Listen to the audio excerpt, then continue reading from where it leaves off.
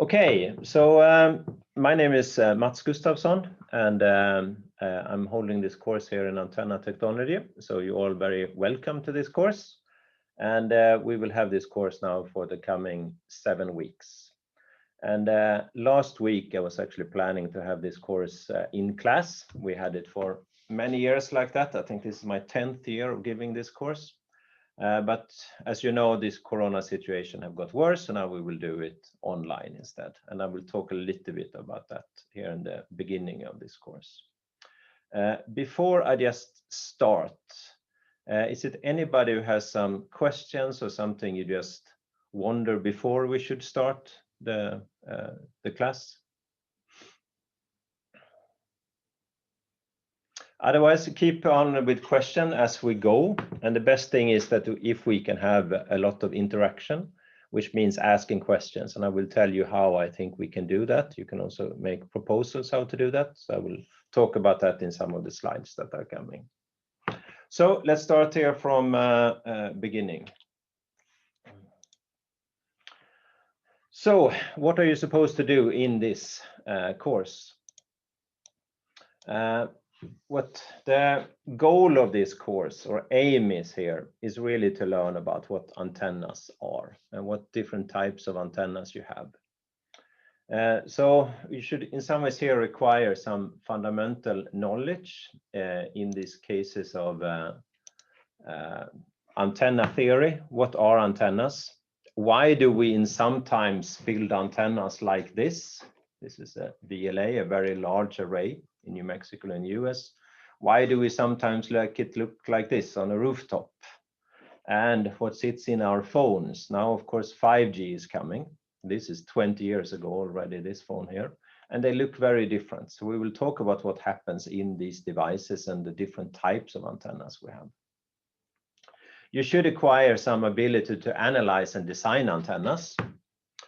And you will actually design your own antenna in this course. You should get very good knowledge about antenna parameters, directivity, radiation patterns. What are they? How do you use them? What are they for typical antennas?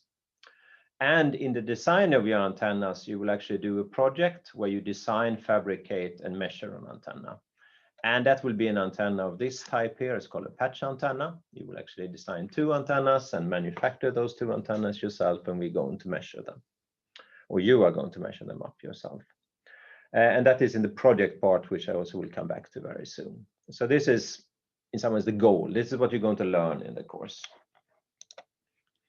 Examination is always important because, of course, that's one reason that you study the course. So we should know what you have to do in these cases.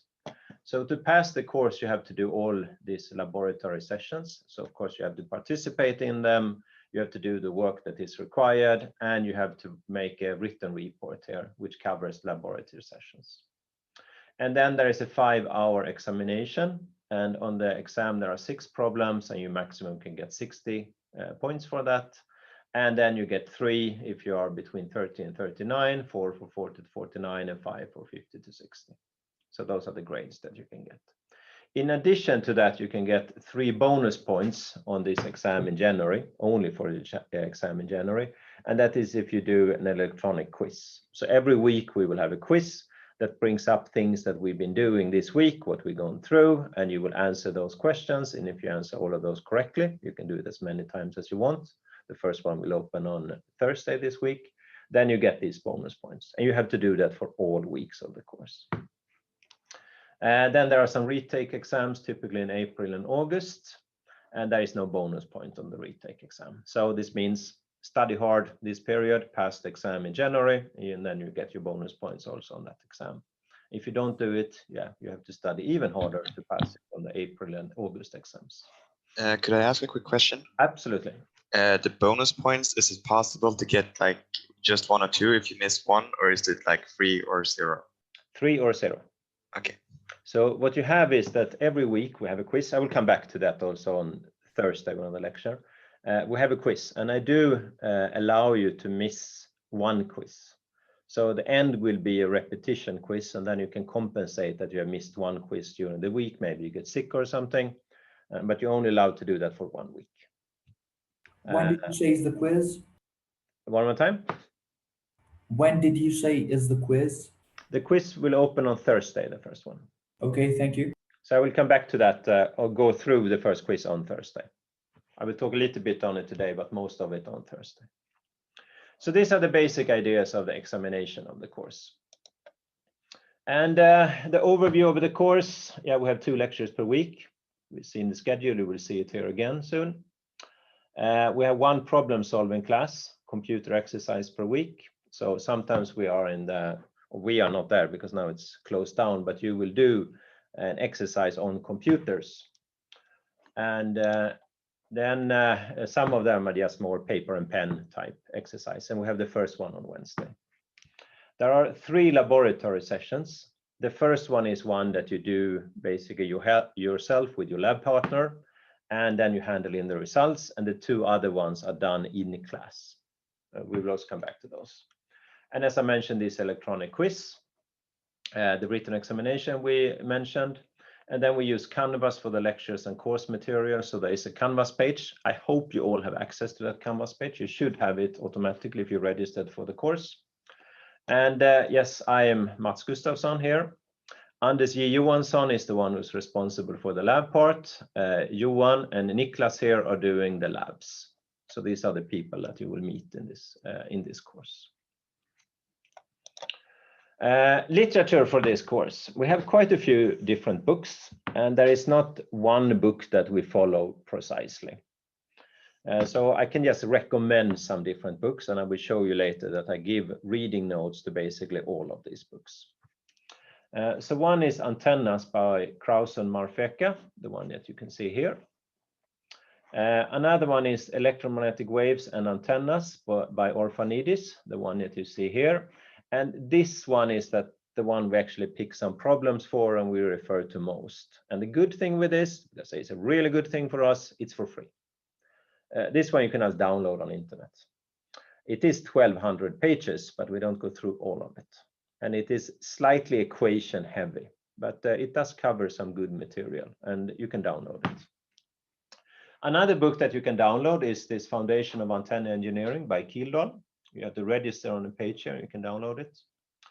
We take some pieces from a book by Bansal here and short pieces from one by Bunde, Sonnegerlande and Ingelström.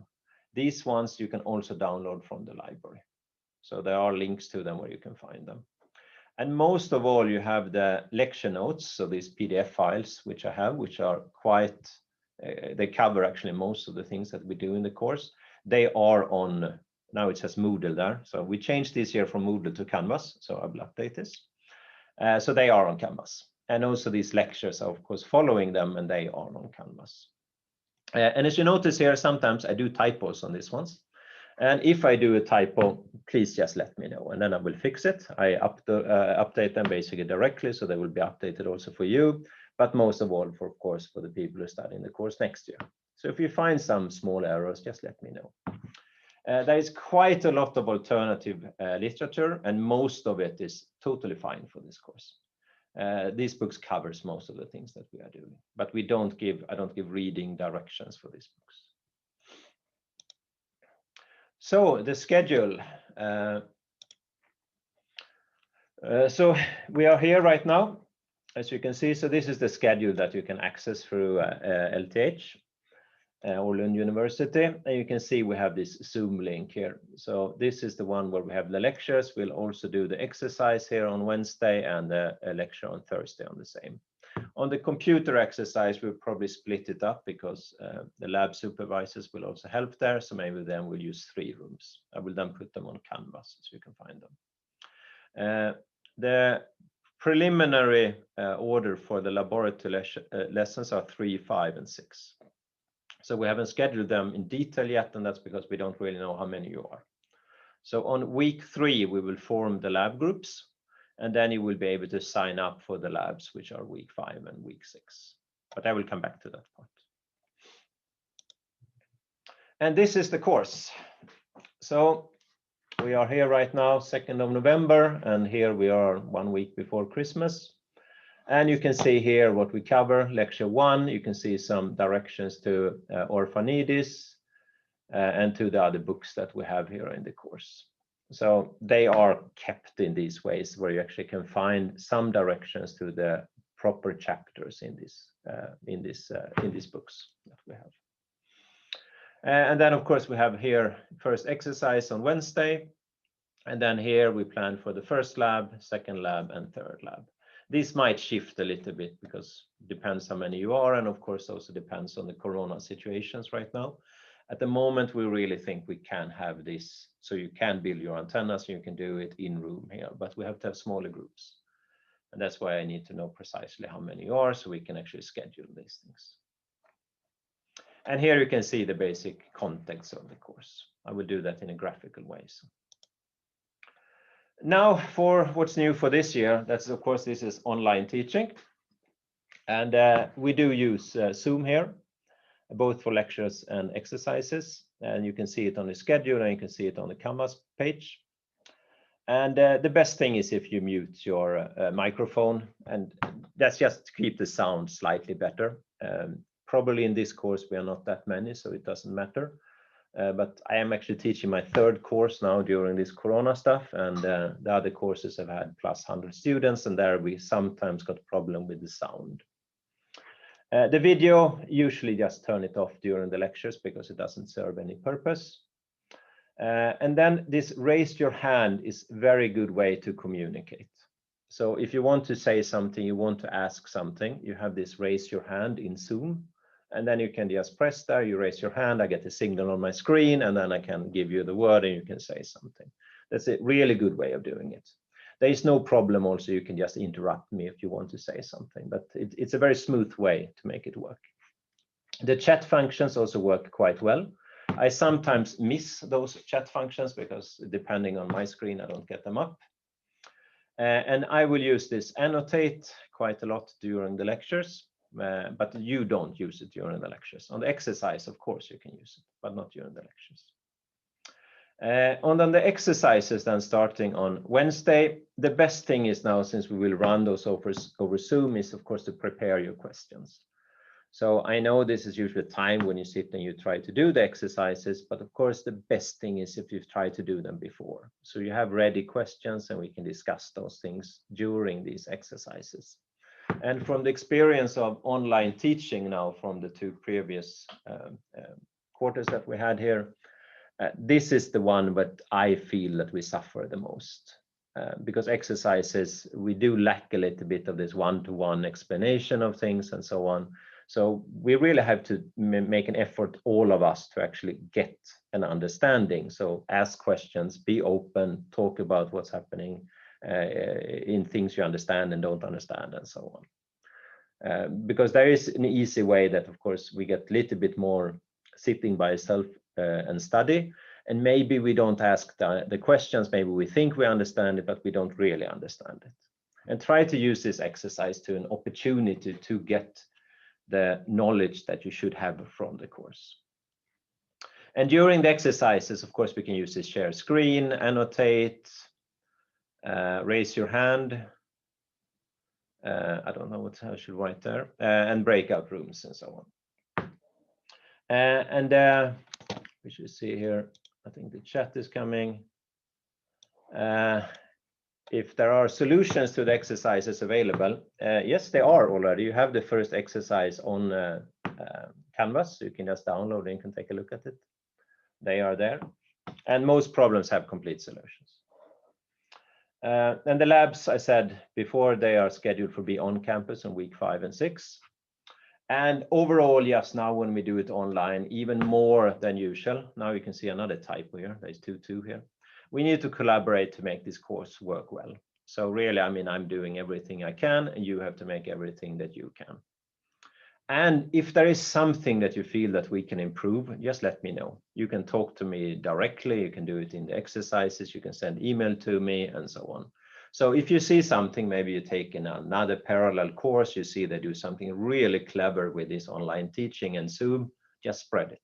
Don't feel it that that's, you know, we should keep it in these cases. If something is good, as many as people should do it in some ways. And be very active during both lectures, exercises, and labs, which means ask questions. There is no bad questions. There is no stupid questions. The only problem is that there are too few questions. And teaching these kind of courses, I know when you have big lectures, I mean, if you're in front of the students, you get more questions than I typically get when I have the lectures online. So don't hesitate to do this, raise your hand, ask something when you need to know something, or write in the chat. Okay, so that was a text version of the course. Now I should give you a graphical version of this course. So actually what you see in front of you is actually this course. So we have the antenna technology here, and you can see a lot of branches out here. And this is what we will go through in this course. So during these 7 weeks, we will cover basically everything we have in this tree in some ways here. So you can see quite a lot of antenna elements here, array antennas, some parameters that's important, applications, measurements, and some analysis tools. So let's go through this a little bit and see what we're actually going to learn and what's coming in this course. So in the analysis part here, oh, okay, what happened now?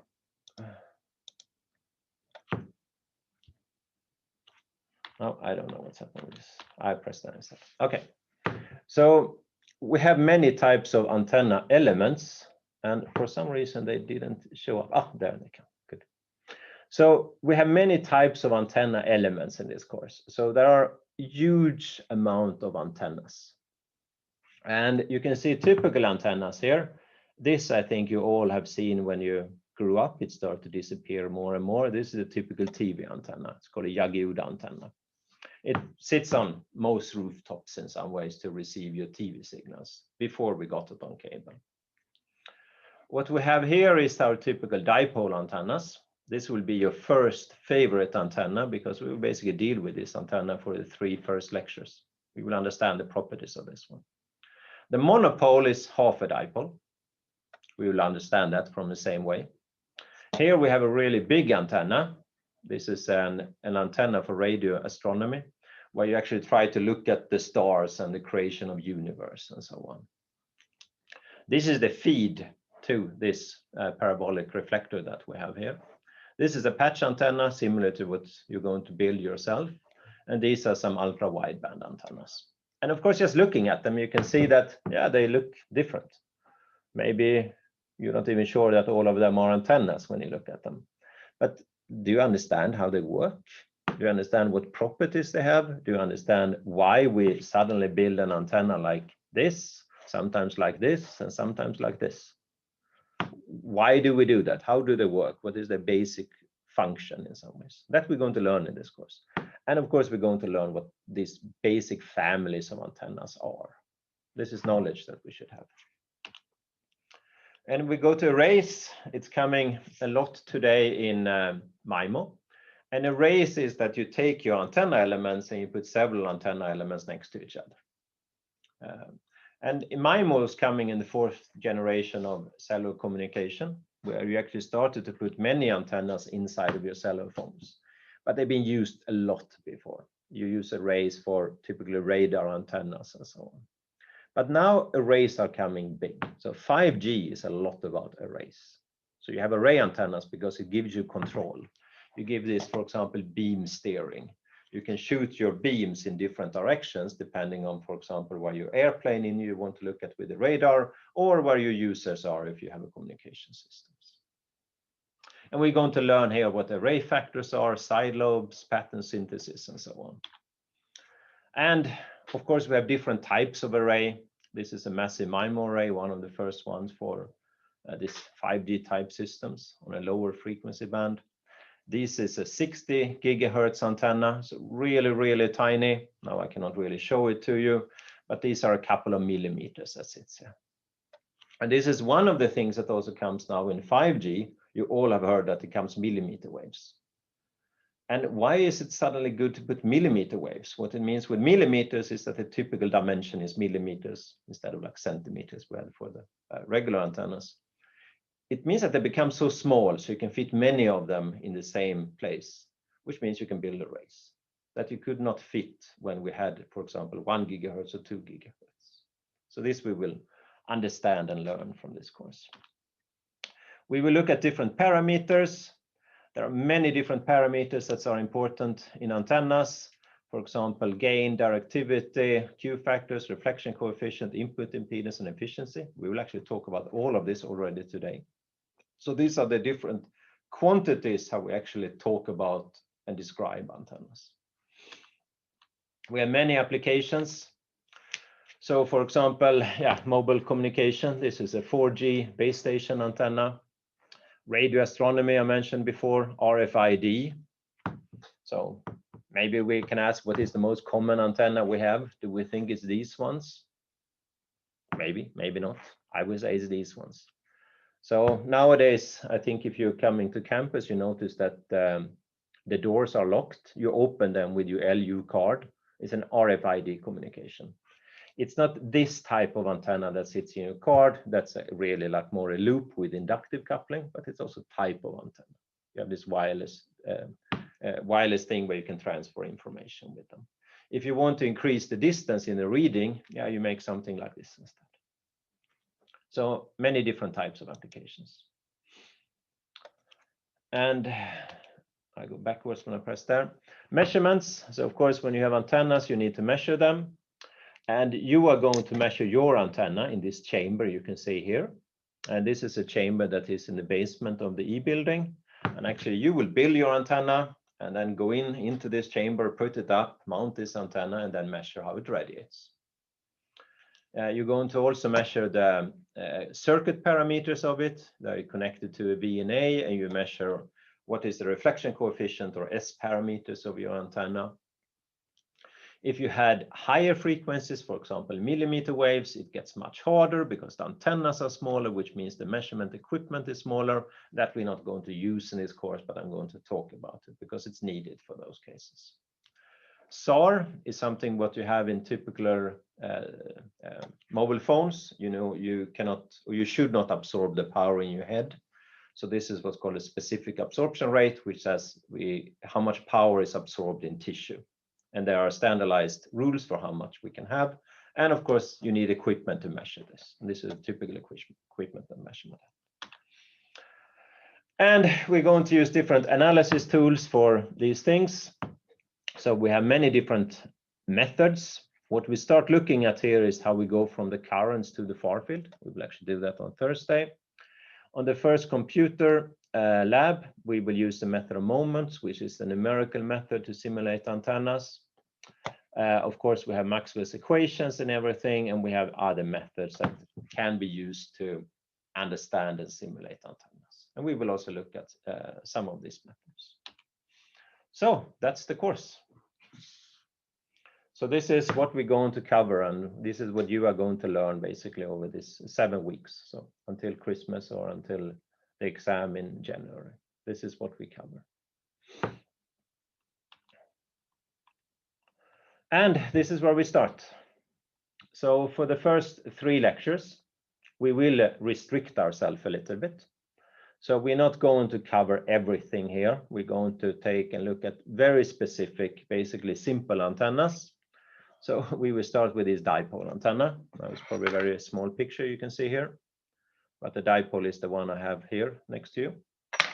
It's something that is incredibly common antenna. One version is it, if you have, for example, your wireless LAN at home, it's either a patch antenna or similar to that, or these dipole antennas. That's very, very common antenna, the most common antenna. And it's an antenna we can understand almost perfectly. So we should do that one. We should start understanding that one, and then we learn more afterwards. The monopole is basically half a dipole, so we cover that at the same time. When we look at the analysis here, we only go from currents to the far field, and in the computer lab we use this method of moments. So we will look at these pieces too. But for the parameters, actually already today, we will do all of this. Okay, not Q factor that we do on Thursday, but all of those we will start covering here. And these are the parameters that we need when we talk about antennas. So those we're going to learn already now. And then we will add up more and more things during the course. So for the simulation part of this, there we will use a commercial solver, which is a really good program called FECO. The purpose here is not that you're really going to learn that software, but it is a software where it's fairly easy to set up the models we're going to simulate. We will give you most of the models, but you will there solve for these interesting properties. For example, the input impedance, how does it depend on frequency? What are the currents on the antenna? How do they radiate? Which means that we can get an intuition of how these antennas work by seeing these radiation patterns. You can run this on your own PC. I will give you instructions on Canvas, how you can download the software and actually run it yourself. It's also available in these rooms. I think the license just expired today, and we're putting in a new one right now that will start working. So they do exist in the 4th room of this e-building. We have the software there, and there you can also run this and simulate it. And that we will need next week when we start the first computer exercise. This is also the software which you will use in your project. So when you're going to design your own antenna, you're first going to simulate it. And this will be done in this software. So we use it quite a lot.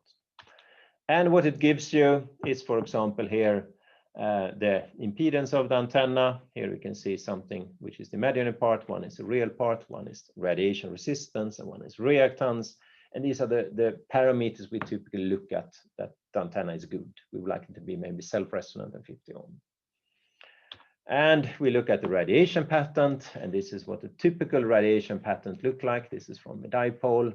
And this shape here and the color try to give you an idea how the radiation look like.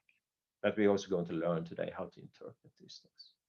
And this means that this software is very good because there you can simulate your own antenna. You can see this pattern, and that can give you intuition for what's happening. So that's how we will use this software effect. So that was the course. So before I go into the background and we start actually the real course, any questions about the course and what we will cover? How is the speed? Is it good? Too fast or too slow? I think it works pretty good. Yeah, good. And if there are no other questions, then we go to the background of this.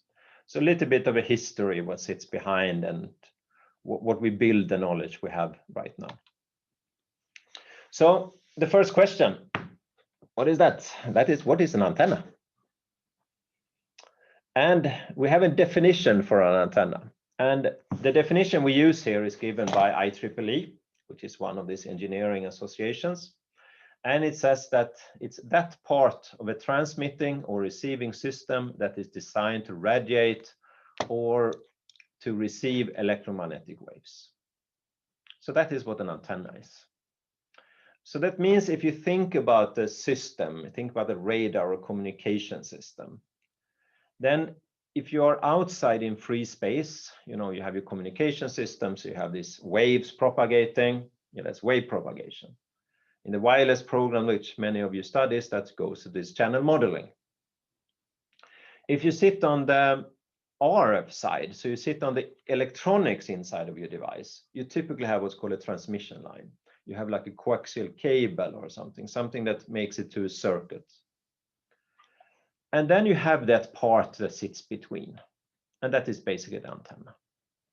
So the antenna is the one that connects these two worlds. It takes the way that we have the waves, the electromagnetic waves as currents and voltages. We have them as a circuit, or we have it on a coaxial cable or a waveguide.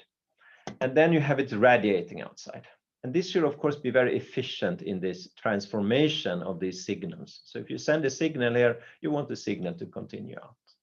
And that is what you need the antenna for. In the receiving mode, of course, then the wave is coming from outside and you would like to receive the signal. And that's again where you have then the antenna. So we have this transition here from, in these cases here, the guided waves to on transmission line to free space waves. And the waves on transmission lines are studied in other courses. You can read about it in Orphanidis in this chapter. Waves in free space are also studied in other courses. There is some about it in Orphanidis in chapter 2, for example. And here we will not really deal with that. But of course we need to anyway take care of it. So we will make assumption that, for example, the free space outside of our antenna is really free space. There is no really obstacles that the wave have to go through or get reflected against. It's more that it's just propagation in free space. And then we assume that what sits inside of it here can be represented by an S parameter, so reflection coefficient or an input impedance. And then we will study this piece that sits between here. That's what we're going to do. And what it means for these antennas is typically like this. This is how it can look. So you have your little tiny antenna, in this case it's in here, and here you can see a radiated field that goes out from it. So somewhere here this device takes the signals on the transmission line, the electronics behind it, and it remakes them into this radiated field that moves away incredibly rapidly from this antenna. And the antenna is the one that's doing this transition.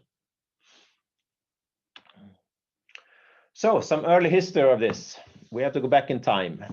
And all of this started here more than 100 years ago. So if you go to the 18th century here, we have the wire telegraph. And you know, people wanted to communicate, then you have to put down long lines and you can send signals along those lines. Of course, extremely good, extremely efficient compared to riding a horse, for example. But if you want to communicate, for example, over water, maybe not so good. And in 1864, Maxwell presented his theory about electromagnetic waves. So he predicted that there are electromagnetic waves. He really showed that optics and electronics and magnetism are the same thing. It's the same physical phenomena. And in that phenomena, something shows up, which are waves. And these are actually the light that we see. So those are electromagnetic waves. But that was not known at those days. But Maxwell predicted that these are the same. And Heinrich Rudolf Hertz here, he actually did an experimental verification of these EM waves already 1887. So he showed that you could actually communicate without wires over a distance. So that was wireless, not communication. He didn't send messages, but he could get this phenomena coming in there. And directly after this, it was an enormous explosion of this. And for example, Marconi, together with many other people, basically started to develop this wireless and radio, for example. And Marconi even received the Nobel Prize for this. And since then, this has just become better in some ways, because we have get better tools, we have get more knowledge, and we have better electronics to for example, build transmitters and receivers. We can change the frequency much easier and so on. But this is what it builds on. And what did then Heinrich Hertz do? Yeah, he did this experimental verification. One thing we can say about him is that he did not really realize the practical importance of his experiments. And he even stated, it's of no use whatsoever. This is just an experiment that proves that Maxwell was right. And we just have these mysterious electromagnetic waves that we cannot see with our naked eyes, but they are there. So this is something that you could see, yeah, he could show it. He really showed the basic physics of it, but he was not the entrepreneurial person that more Marconi and the other ones were, that really saw, if you have this, you can do so much. And that's of course something that our society at the moment is relying on. I don't know, but I'm pretty sure you all use your phone all the time. And of course, if you didn't have this type of communication, these electromagnetic waves, these antennas, you couldn't do anything. Of course, it's not sufficient to have that, but it's really the basic physics inside of these systems. And what Hertz did, this is his setup. So he had some generator here. Those days, it was not easy. You couldn't take what you will have in the lab, which is a VNA. So he has to build this electronic. Basically some coils and some on-off. He could get some high voltage and current in these ones. This is an antenna, not far away from a dipole. And this is type of a loop that we will look at soon. And what he could see is that if we did something here, he got a spark in this part here, which means that he did something here, something happened over here, and that was his wireless propagation that came in. And yes, if the practical use came in, he said absolutely nothing. So he didn't really see this would change the world, but it did. So he was genius, but he didn't know everything. If we look at the applications of this, it's big. It sits everywhere. I mean, communication, you use it all the time. You have it in your mobile phones. Radio and TV, maybe we don't really use that in the same way today, because radio and TV now mainly come actually over the cables. So that's a little bit moved away from that. But of course, as soon as you're outside, yes, you use it over the electromagnetic waves. And of course, even in the cables, there are electromagnetic waves. You can do communications over satellites. Radar is a really big application. That's the infrared radio detection and ranging. And that's coming in many more, versions of it. Nowadays, people are even on the way to put it, into your cell phones in some ways. But you have it in cars, self-driving cars. Of course, they need to see something. So they have cameras, but they also have radar systems. You look into your body where you can use microwave tomography. So you send in these microwaves and you can actually see what's inside of your body. RFID, radio frequency identification. So all the time, you want to have something that is, you don't really have to touch something. You can just be close to it and it can mark that you were there. Positioning, I don't know, GPS, do you use it? I'm pretty sure. When did you have a map last time? Really, paper map that you unfold and a compass. Maybe if some of you is running in the forest, it's a big sport. But otherwise, nowadays, you use your GPS and you use your phone. It tells you where to walk. Radio astronomy. Yeah, this is this VLA again here. You might have seen it in some movies. These are the things that we use when we want to see far out in the universe. You have it in your visible light, but you of course also have it on your microwaves and other frequencies. In optical frequencies, nowadays we build antennas. They are called nano antennas. So these are sub-wavelength structures that now are built for visible light, which try to mimic what we can do with these more gigahertz type antennas, which we have in microwaves. So it's coming almost everywhere here. Wireless communication.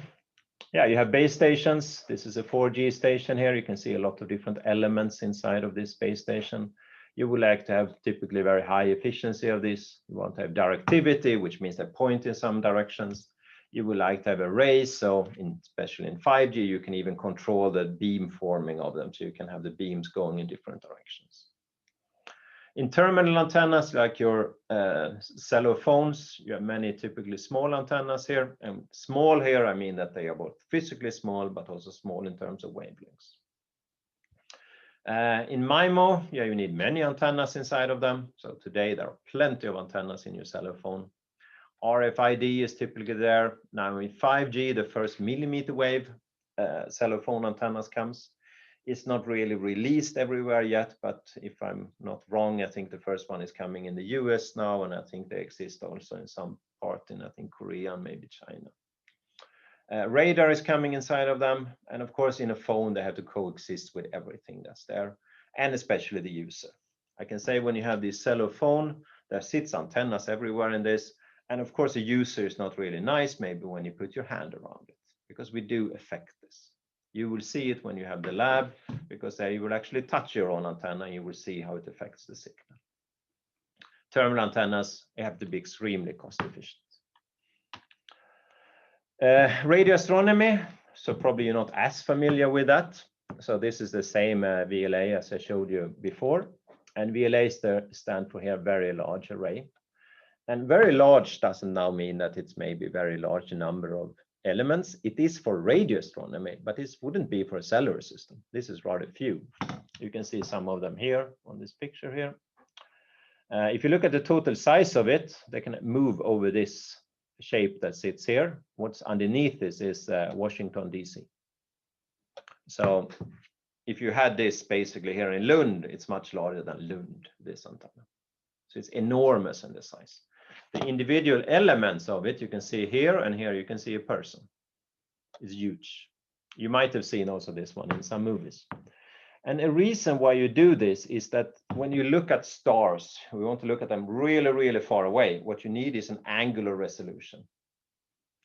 These will have a wavelength typically of 3 centimeters, but you have an angular resolution here, which is close to like 1 to the power of 10 minus 6 radians.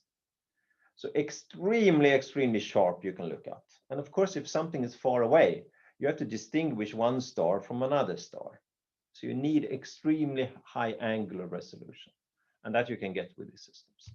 We will see why in this course. So that's the background.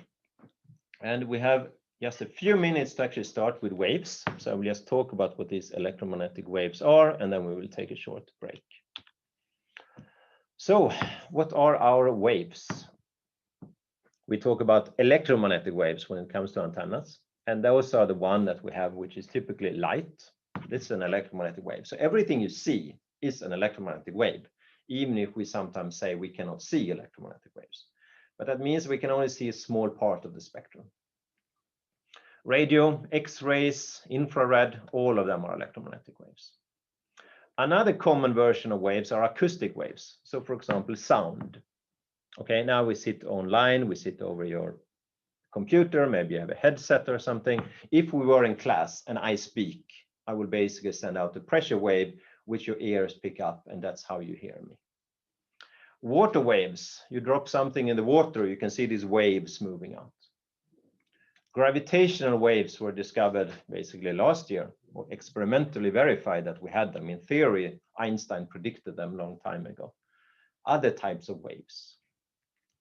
And one thing we can say about this is that they are in some ways disturbances propagating with a finite speed. So they have some speed that they propagate with. Acoustic waves, rather slow. Electromagnetic waves, incredibly fast. Actually, the fastest you can have. And they can carry both here information and energy. So when you communicate, of course, you try to carry information. That's what you want to send. But you can actually do wireless charging, then you carry energy on these waves. You need antennas to also pick them up in those cases. So before the break, let's look a little bit at sound waves. So what do we know about sound? Because it's an intuition that you actually have that is higher than electromagnetic waves. So the speed of a sound wave is 343 meters per second in air. That's approximate speed. If you take up your hearing, it's typically between 20 hertz and 20 kilohertz. Older people start dropping that. I think I was down to like 14 kilohertz or something. I guess you are going to slightly higher tones. And the wavelength is what you also have learned in school before. That is the speed divided by the frequency. So for 1 kilohertz, you have approximately 0.34 meters. So 3 decimeters, a little bit more. That is the wavelength there. But then, of course, if you go for the bass tones here, it's much longer. If you go to the high tones, it's much shorter. And that you can actually think what that have for effect in some practical cases. So if we start some simple cases here, and we start asking here, how long time does it take for my voice to reach you? Now, I'm not thinking we are online here. I think we are in a classroom, 5 meters. What is the time it takes for my voice to reach you? You can all calculate it because you know the speed, you know the distance, and of course you can just divide them and you get, in these cases, the time. So distance over speed. So with 5 meters here, it takes 15 milliseconds. And now you can ask yourself, is that long time or is it short time? Is this fast or is it slow? 15 milliseconds? Many cases, this is actually fairly slow. It takes time, which you use in many cases because it's such a long time. So you can do a lot of electronic processing during this time. Think about noise cancellation headphones, for example. You use that this is so slow, so you can process it during the propagation time. How can I direct my sound? If I were in a classroom talking to you, how can I direct my sound to you? What do I do if I want to talk to just some of you? Yeah, then you can build something. You can you can take your paper, you can build your megaphone basically, and that directs your sound. This is what we use in antennas. It's a typical horn antenna. Megaphone is sometimes called in acoustics. These are also wave phenomena, and we will see that we have the same things in acoustics as we have in electromagnetics. How do you determine the direction of the sound? Now, of course, if we were in a class, I'm talking in front of you, you know where I am, so you don't have to think, where am I? But if you just hear a sound, how do you determine the direction from where the sound was coming? Of course, what you use there is that you have two ears. And in some ways, you can get a time difference between the received signals. And from that, you can say, oh, it probably comes from this direction. You know approximately where it is. So in some ways, you use this difference of sound and time in the two ears. If you think about that again, and you go back to what I said up here with the frequencies or wavelengths, if you have a very low tone, you know, bass, can you determine the direction of this bass sound? Probably not. And the reason for that is that the wavelength here is so long, so the distance between your ears is very short. We will see exactly the same thing when we come to array antennas, because basically your ears is an array with two sensors. It's like two antennas that sits there. And we want a distance which is half a wavelength, is pretty good, which where we sit in some of these frequency spectra. A final question here before we take the break is how the power decay. So if we take these cases here, and we should be able to start this, we can see now, first of all, that you still are all awake. And which one would you say it is? So how does the power decay here with the distance? So when you go further and further away, which is a distance r, does it decay? A, 1 over r, 1 over r squared, or 1 over r3? How does it decay?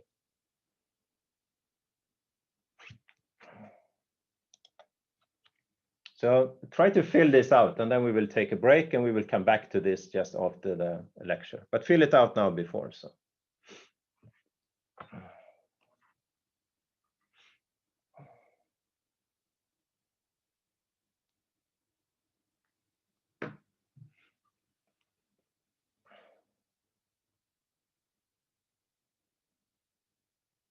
And again, just fill it out what you think it is. There is nothing that is, what to say. Of course, there's a correct answer, but there's nothing wrong by saying something here. And we will discuss this because this is one of the fundamental understanding we actually need for also our antennas. We will see the same thing happens for those ones.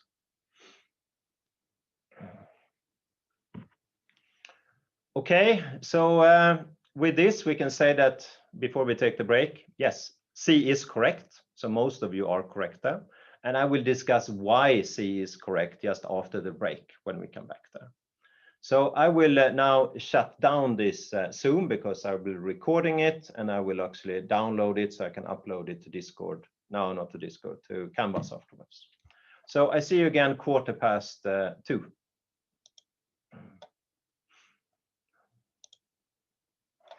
Okay, bye-bye.